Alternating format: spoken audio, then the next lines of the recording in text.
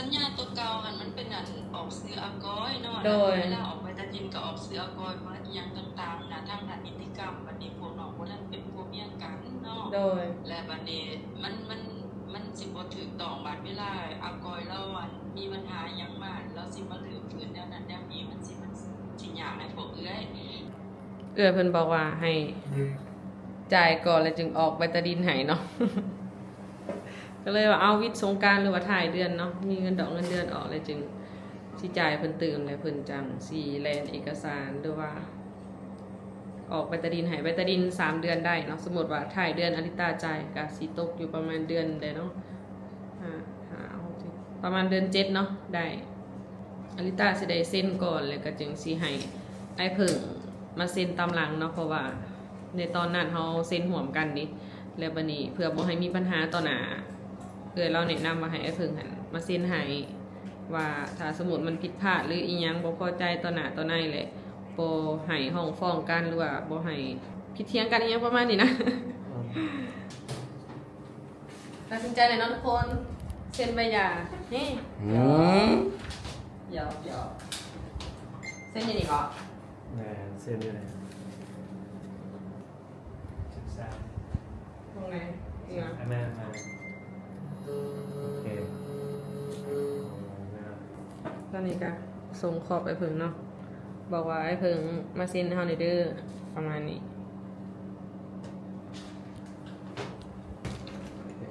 เสร็จเป็นที่เรียบร้อยค่ะ จะได้ไม่มาปากซีดุแล้วสิบ่ได้มาดุความหมายนะเพราะว่าบางทีได้ฟัวปักซีได้สักผัวปักซีบ่ย่านดอกย่านแต่ได้ผัวคำตายเนี่ยเขาว่าให้เพิ่นเจาะเส้นหาคอยเส้นเส้นแบบใดเพราะว่าดินตัวนั้นเป็นดินตอนใหม่เคยบอกกับเราว่าดินตัวที่มันมีปัญหาเนี่ยแม่นเราสิอันไปเซ็นในบ้านอีหยังคักแน่กับไอ้เพิ่งแต่ส่วนดินตอนใหม่นี่มันเป็นของเฮา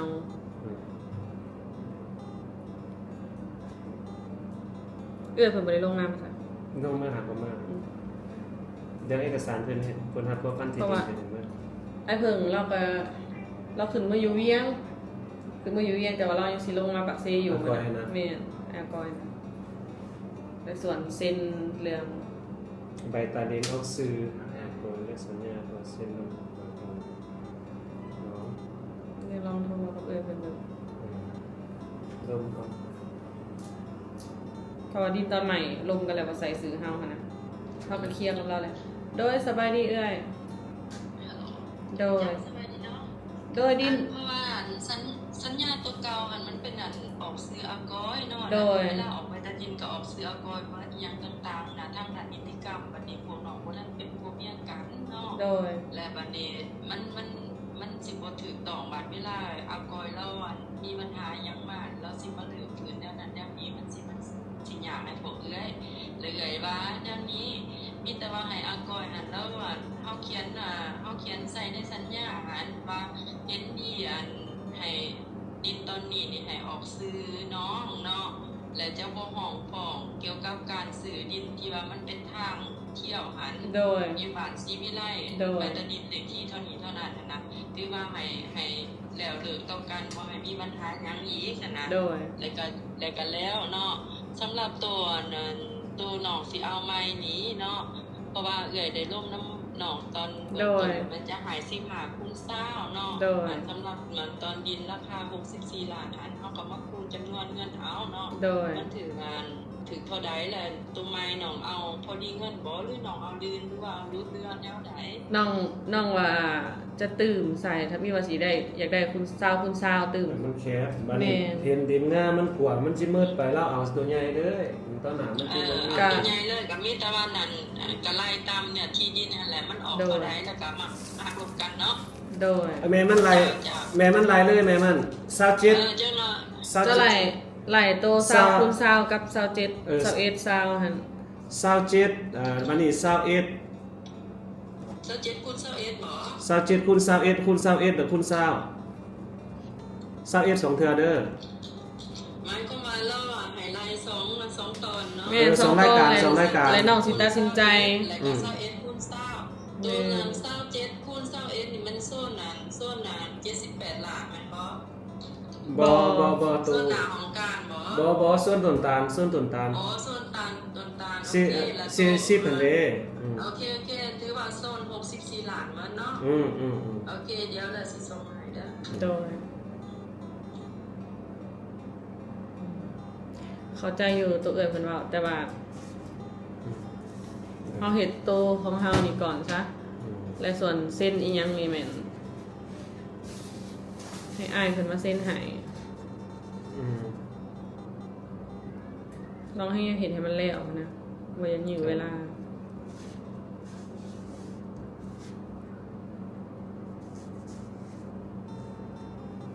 อีนั้นมันผู้สาวมัน21คูณ21คูณ21คูณ20แม่นแล้วบ่ลายถึกแล้วบ่ โอ้มันเดี๋ยวแล้วสิเอาตัว21เนาะ ทางฝัวลงก่อนแม่มันจังเขียน27คูณ21คูณ21คูณ20แล้วแม่มันมาไล่เป็นเม็ดกะเดอันที่ว่าอันน่ะ10คูณ20 64หั่นน่ะมันไล่ตามอันนั้นให้แล้วเขียนเด็ดออกมา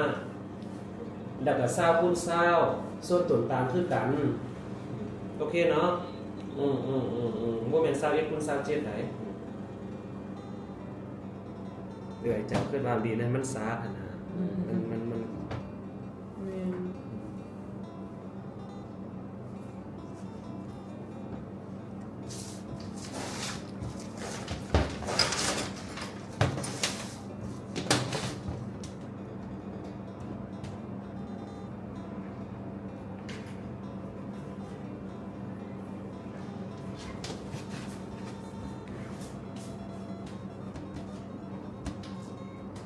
ให้เราส่งต้นโซน64ล้านอยู่นี่ให้นำเด้อ ตัวนี้78บ่โตทั้งพุ่นโซน64ล้านแม่น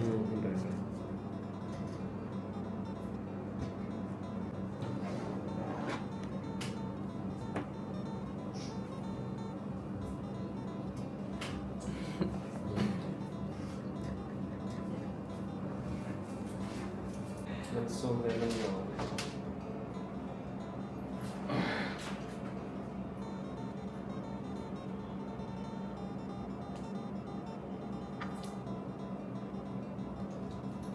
โซนตัวนี้มันอยู่บนใดจ้ะ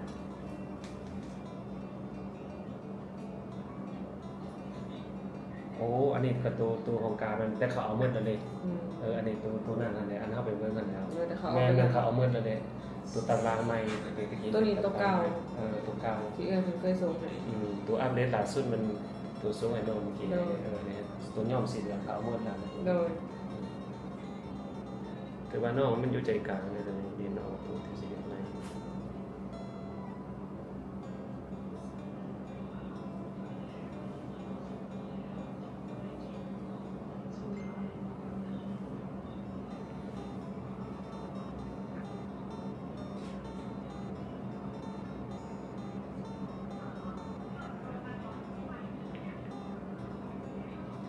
เงินน้องที่ยังอยู่ที่น้องไล่ทั้งเบิดที่น้องให้เอื้อยนะมันถืออยู่เท่าไหร่เนาะสิบ่ได้ไปไล่คืนบ่น้องไล่ตอนนั้นมันถืออยู่100กับ9ล้าน250ที่เงินที่ยังอยู่จำนวนเดียวกันนั่นน่ะแล้วเราให้ได้แต่15คูณ20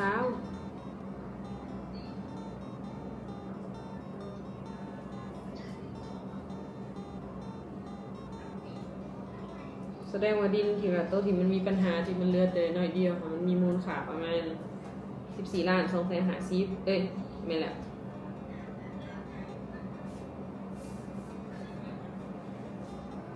ไม่หลุดว่ะโดนเติบแต่ตั้งแต่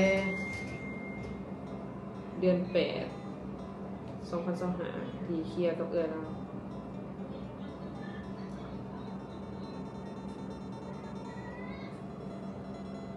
อันนี้ให้เราส่งมาให้แล้ว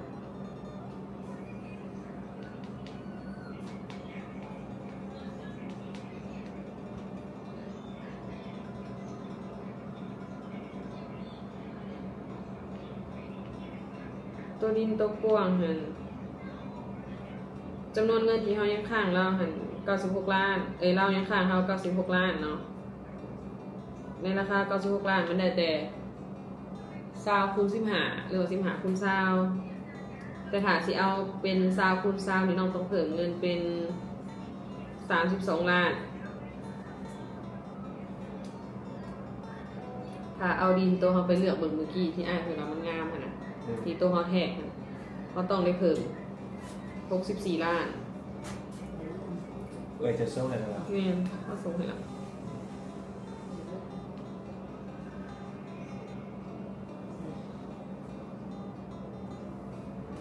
ตกลงกับตัวไหนเอาตัวนั้นนะเนาะ ไปเข้าไปนึง แต่เอาแล้วมันใหญ่กว่าตัวหนาแพงราคาแต่กำไรคือเก้าคนลงมาอยู่มันบ่มีเดี๋ยวนี้ดินมันหุ้มเขาละตัวหนาทางรถไฟมาคนให้มาอยู่หลายหยาดกันทั้งนั้น คูณ3มันก็เหมาะกับคนที่แบบยังพออยากปลูกเฮือนสินะแต่สมมุติเอาตัวนั้นกับบางคนก็เงินบ่พอหรืออีหยังก็ยากอีก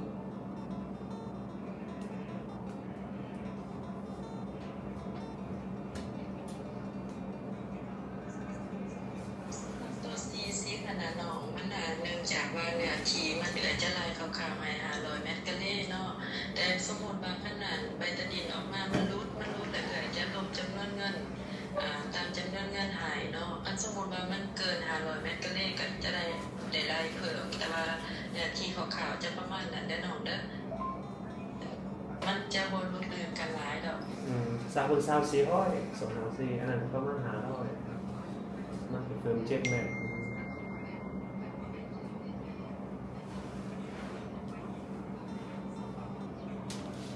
แต่เหมาะกับคนค้าขายอยู่มันได้สมทางเนี่ยบางคนมาอยู่ได้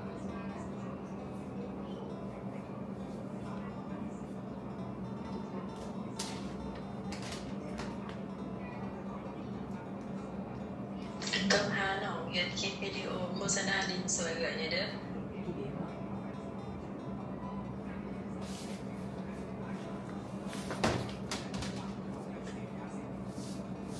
ตกลงอะไรเขียน พอแล้วเงินโทรลมออกเฮาสิเอาเป็น20คูณ20เอาเนาะทุกคนเพราะว่าเฮาบ่อยากเติมเงินหลายจะได้ก็บ่ได้มาอยู่นี่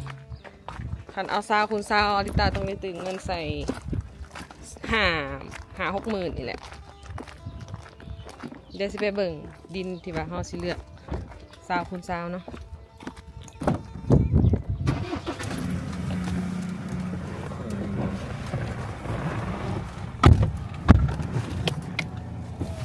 แถวนี้เลยแม่นเขาเอาไปแล้วเนาะ ยังบางเสาไฟนะ โดยอ้อมตัวนี้ไปเลยบ่ เอาไปเลย มันสอดกันบ่ทางนี่ สอดกันอยู่โค้งหมองเป็นแต่ว่าตนาที่เห็นไกลๆ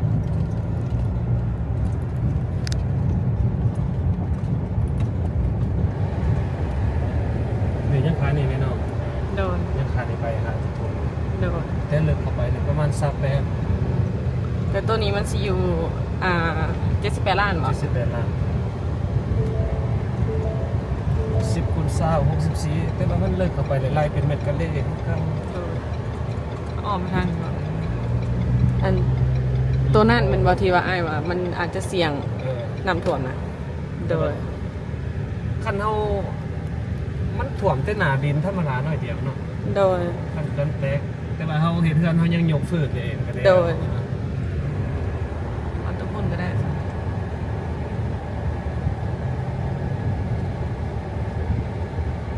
โอ้น้องเก่งขับรถเองเนาะ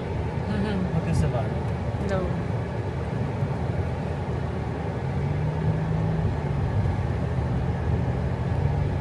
อันนี้เฮือนคนบ่นี่ แม่นเฮือนเขาเจ้าเฮือนลูกค้านี่แหละ อ๋อเขาคิดว่าเป็นของการใหม่จะสะดอก บ่เฮือนลูกค้าเขาเที่ยวการไกลแล้วเขามาปลูกแล้วเนี่ย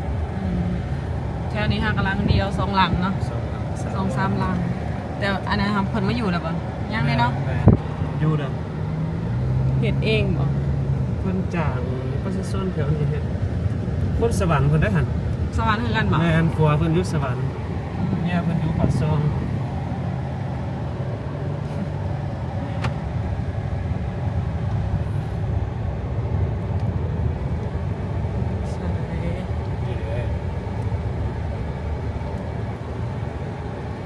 ฝากนี่แล้วเขาเอาเบิดแล้วบ่ ตัวฟางนี่ยังตัวนี้ฮักมันเดินเข้าไป18น้อง อืม 18แต่แทง มัน กับซาวได้ โดย อันนี้ ตัวไอ้บ่ค่ะตัวนี้บ่ แมนเลยเนี่ย ลงไปบ่ เนาะ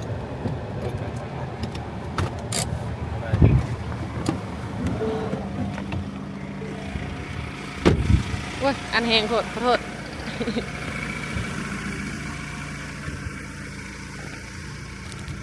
ซาลาหนึ่ง ลากนี้ ซาลาหนึ่งนี่แทงกับ3 เมตร ต้นนะเจ๊นะเขาเอาแล้วบ่ ลากของเขา1 2เดี๋ยวกันเลย อันนี้เขาเอาแล้ว เออ ตัวนี้ดีซาวเอสบ่แม่นบ่ ดีซาวเอสตัวนี้ เขาเอาแล้วบ่ เอาแล้ว ยังจะดีซาว เออ 19ดี ยังมืดอันนี้ขาดีมันยังมืดดินนี่เอาย่ามไอ้เกสให้เนาะ โดย เกสยังลงตะกี้เขาซื้อมันเขาได้เขาจุกเป็นไส้แดง ยังสิแป้งอยู่บ่นี่ แดงแท้ดินเขาจำรากคุณเขาเกสให้เด้อ โดย คือสมมุติว่าเขาตัดสินใจเอาตัวนี้แล้วนี่เขาต้องมาเฮ็ด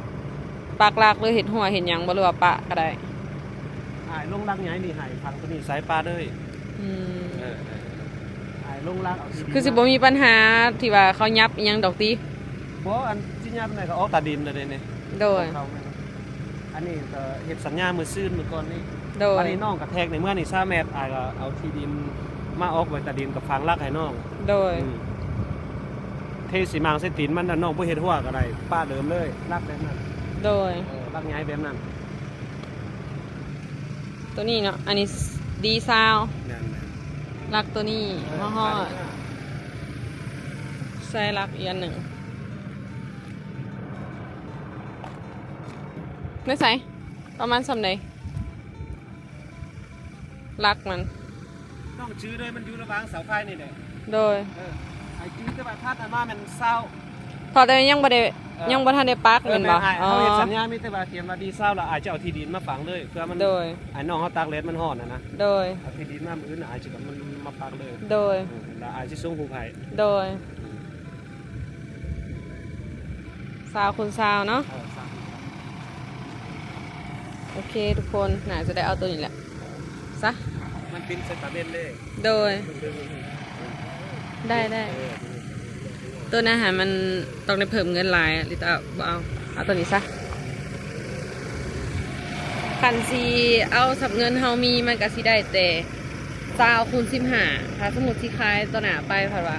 มันพอกระเทินขนาดดิน ก็เลยเอาตื่มเงินใส่จาก5-6 หมื่นซะ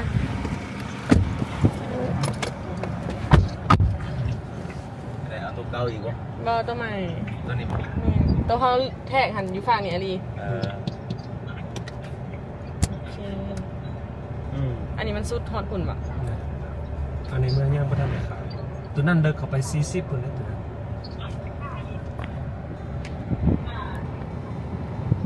โอเคเจอกันในห้องการทุกคนอ่ะตอนนี้ก็ตกลงเลยเนาะว่าเอา20 คูณ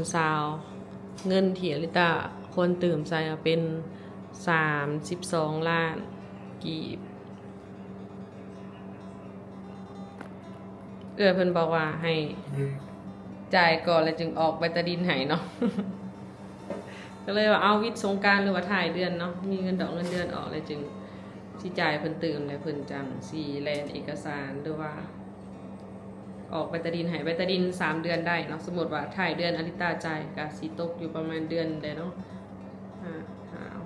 ประมาณเดือน7เนาะได้ใบตะดิน3 เดือนนี่ บ่ฮอดเดินเช่นเนาะ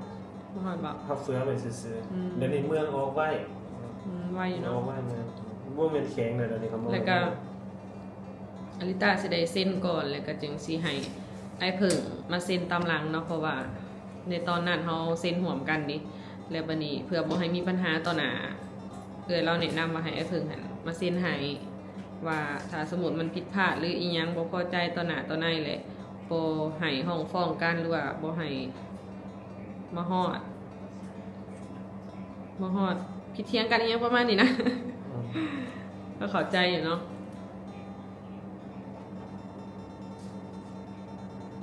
ประมาณนี้แหละทุกคน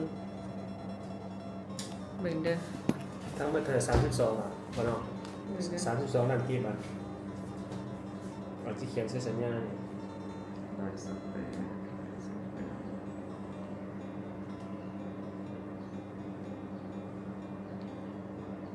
แม่น32ล้านเป็นเงินบาทเท่าไหร่เนาะ จ่ายมื้อนี้20ล้านเนาะที่เขียนเส้นสัญญาในแม่นเออ โอเคโอเค อันนั้นได้บ่แม่นจ่ายมื้อนี้ได้วิทย์สงกรานต์เลยน้องสิจ่าย บ่มื้อนี้อันเอื้อยเจ้าให้จ่าย20ล้าน12ล้านนั่นน่ะมันเดี๋ยวแล้วอันนั้น พอมาว่าเงิน ใบตาดินออกมาใบตาดินออกแล้วก็จ่ายครบมันนะวันนี้น้องต้องได้จ่าย20ล้าน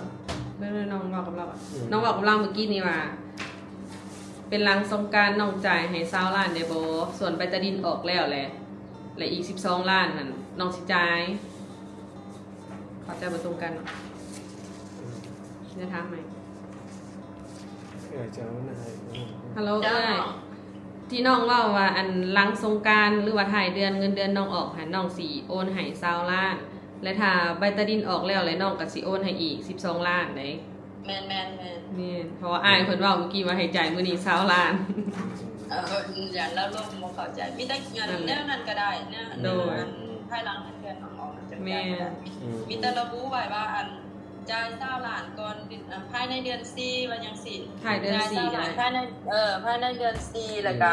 ส่วนที่เหลือแหละใบตะดินออกแล้วก็สำลักนั่นแหละ โดย โอเคเขียนตามนั้นเดือนจ่ายภายในเดือน4ใบตาดินเอาจ่ายครบถึง12ล้าน 32ล้านก็ประมาณ 50,000ซะไหลคร่าวๆเนาะครึ่งแสนเพราะว่าแสนหนึ่งกับ60ไปล้านแล้วจ่ายเพิ่มอีก 50,000จำนวนเงิน128ล้าน ดิน20คูณ20 128ล้านตกเป็นเงินบาท เกือบ200,000 บาทได้186,861 บาท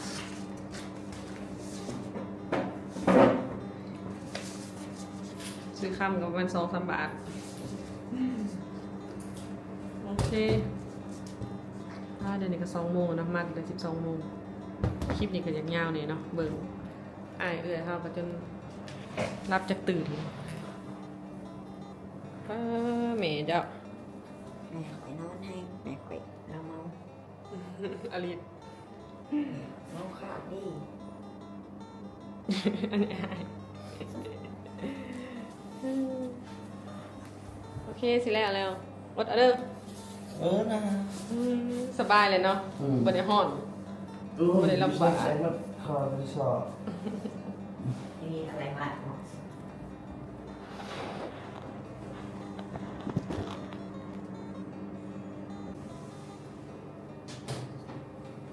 ตัดสินใจเลยเนาะทุกคนเซ็นใบหย่านี่หยอกเซ็นอย่างนี้ก่อน แม่เส้นนี่แหละบ่ได้เส้นงาน งามจังเลยแปะโปอยู่ใส่ ได้ใช้ก่อนแล้วไปออกมาศึกษา ตรงไหนนี่นะ แม่โอเค ไปบ้างไม่นาน มูเข้าเสร็จเลยได้เลย แต่อีกครับ เต้นหมดมาเส้นมัน ใบเดียวกัน นะคือคนละสภาพ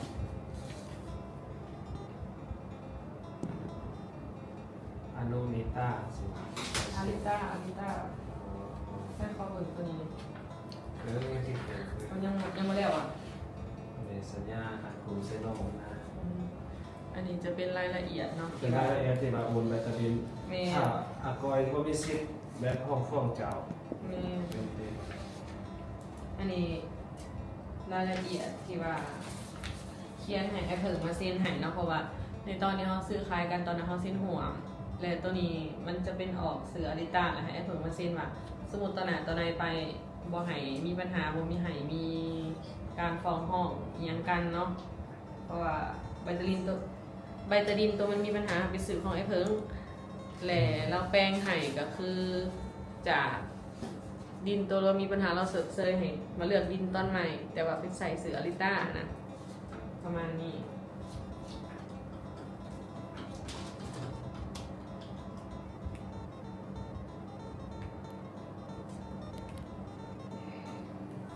ตอนนี้ก็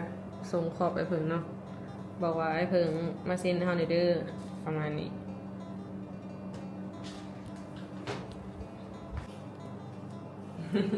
เดี๋ยวสิอ่านให้ฟังทุกคนแบ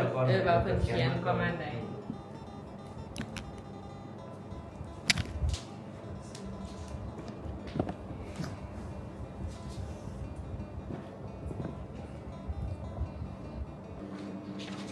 อันนี้คือที่จะให้ไอ้เพิ่งเส้นเนาะเดี๋ยวสิมาอ่านให้ทุกคนได้ฟังเนาะว่าจะประมาณใดข้าพเจ้าเท่าตุลาคมไทยดงมาลาอายุ18 ปีปัจจุบันอยู่บ้าน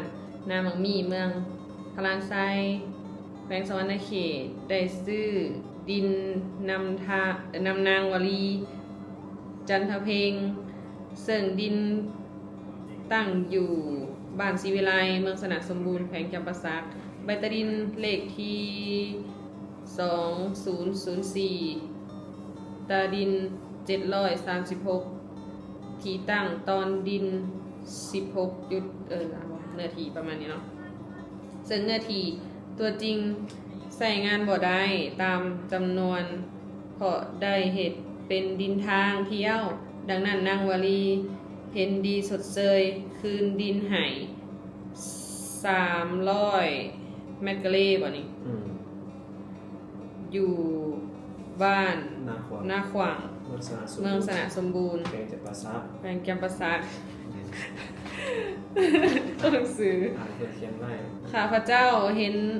ข้าพเจ้าเท่าตุลาคมเห็นดีเป็นเอกภาพให้อ่านซะไม่มีเอกภาพเห็นดีเป็นเอกภาพข้าพเจ้าเท่าตุลาคมเห็นดีเป็นเอกภาพมอบดินที่นางบาดีสดเซยให้เป็นของนางฟอนบานิดาเมืองหารเพียงแต่ผู้เดียวผู้อื่นบ่มีสิทธิ์และต่อไปนี้ข้าพเจ้าจะบ่ข้าพเจ้าจะลบทุกข้อความและคลิปวิดีโอทางสื่อออนไลน์สังคมที่เฮ็ดให้อีกฝ่ายเสื่อมเสียเนาะเสียชื่อเสียงเป็นอันเด็ดขาดดังนั้นจึงเห็นดีเป็นเอกภาพกันพร้อมเซ็นเอกสารฉบับนี้ไว้เป็นหลักฐานอ้างอิงคือว่าบัญญัติเส้นนี่ครบเนาะน้องเส้นมันก็อาจจะไปให้เล่าเส้นหรือจะให้วางตีตาน้องก็ได้เส้นถือว่ามอบดินให้น้องซื่อๆนี่เราบ่ให้มาเกี่ยวมันเป็นดินของน้องเพียงผู้เดียวเอาไว้แต่ดินน้องเพียงผู้เดียวแล้วก็คลิปวิดีโอผ่านมานี่ให้ลบมันบ่ให้ลบ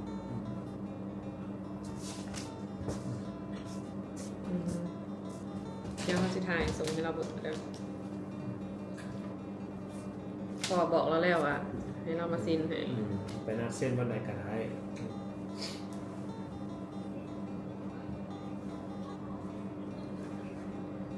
โอ้บ่เหล่าอันนี้นะ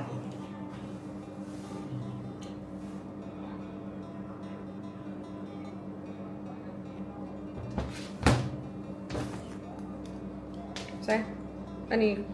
มีแต่ให้ไอ้เผิงเส้นเลยเนาะเส้นนอกกับเส้นมาได้บ่อีกบ่เส้นแต่ผมก็เส้นนี่สิเส้นเหมือนกันโดยหัวหักเลนเลยเขาสุดเสื้อให้หักลงจากเส้น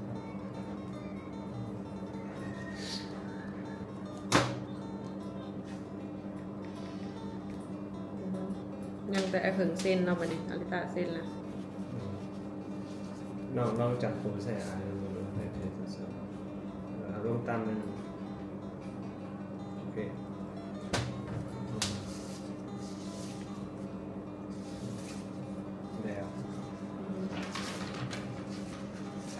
แล้วมันได้มาแล้วบ่ได้มันบ่มีแต่ให้ไอ้เผิงมาเซ็นให้เนาะมีแต่ให้อ้ายหั่นแซดหาไอ้เผิงวันที่8จะแซดหาตั้งแต่วันที่7ก็ได้แล้วนัดเราวันที่8ช่วงเซ็นมันบ่ เราสิมาแต่เวียงหันฮอดปากเซค่ะวันที่7 อืมโอเค โดย ตัวนี้เรารักษาไว้ โดย เดี๋ยวอ่านไปเนาะโอเค อ่านแล้ว อ่านชิ้นท้ายตัวนี้มาเนี่ยเพราะอ่านชิ้นตัวเป็นตะดินในนอก โดย อืมโอเค เสร็จเป็นที่เรียบร้อยค่ะ จะได้ไม่มาปากเซดุแล้ว ลาย สิบ่ได้มาดุความหมายนะเพราะว่า บางทีได้ฟัวปักเซ่เดสะ ผัวปักเซบ่ย่านดอกย่านแต่ได้ผัวคำตาย สามือว่าง ชาวนาเอาอยู่แถวชาวบ้านบ้านชิพาไม่พวงแล้วนะ มา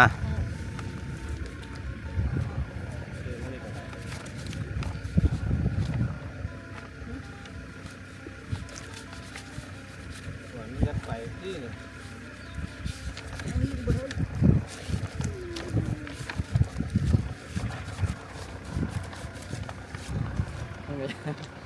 ไม่อยากค่ายเลย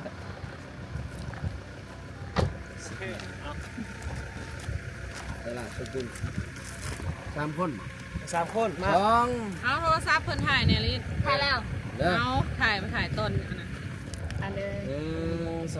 3 1 2 3 โอเคเรื่อง แต่เฮาขี่ รีวิวเอากล่องตัวนี้ที่รีวิว แม่น ลองรีวิวเลย หลอกไปพุ่นเขาจะไปภาพเสียงใส่